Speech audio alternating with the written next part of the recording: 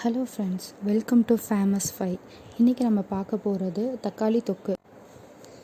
Small lemon size புளி கொஞ்சம், 1 teaspoon கடுகு, 1 டீஸ்பூன் வெந்தயம், தேவையான அளவு கருவேப்பிலை. வெந்தயம், கடுகு வறுத்து அரைச்ச பொடி 3 டேபிள் ஸ்பூன், மிளகுத்தூள் 2 டேபிள் ஸ்பூன், மஞ்சத்தூள் 1 டேபிள் ஸ்பூன், பெருங்காயத்தூள் 1 டேபிள் ஸ்பூன், உப்பு தேவையான அளவு. அரை கிலோ தக்காளியை எடுத்து சின்ன சின்னதாக கட் பண்ணி குக்கரில் உப்பு போட்டு வேக வச்சுருங்க. அந்த வேகின தக்காளியை பியூரி ஆக்கி தனியாக எடுத்து வச்சுருங்க. அப்புறம் ஒரு வானிலையை எடுத்து எண்ணெய் ஊற்றி, எண்ணெய் காஞ்சதும் கடுகு போட்டு பொரிஞ்ச பிறகு கருவேப்பிலை பொரிஞ்சதும் அதில் நம்ம எடுத்து வச்சுருக்க தக்காளியை போட்டு ஒரு 10 நிமிஷம் நல்லா கொதிக்கட்டும். கொதித்த பிறகு நம்ம எடுத்து வச்சுருக்க மஞ்சத்தூள், உப்பு, மிளகாத்தூள் போட்டு நல்லா ஒரு 10-15 நிமிஷம் நல்லா கொதிக்கட்டும்.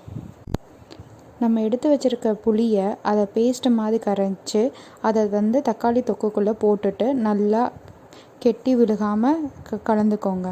கலந்த பிறகு நல்லா ஒரு 10 நிமிஷம் கொதிக்கட்டும். புளி வாசம் போகிற வரைக்கும் கொதித்த பிறகு வெந்தயம், கடுகு வறுத்து அரைச்ச பொடியை போட்டுட்டு அதை நல்லா கிளறிக்கோங்க. கிளறின பிறகு நல்லா கொதிக்கட்டும்.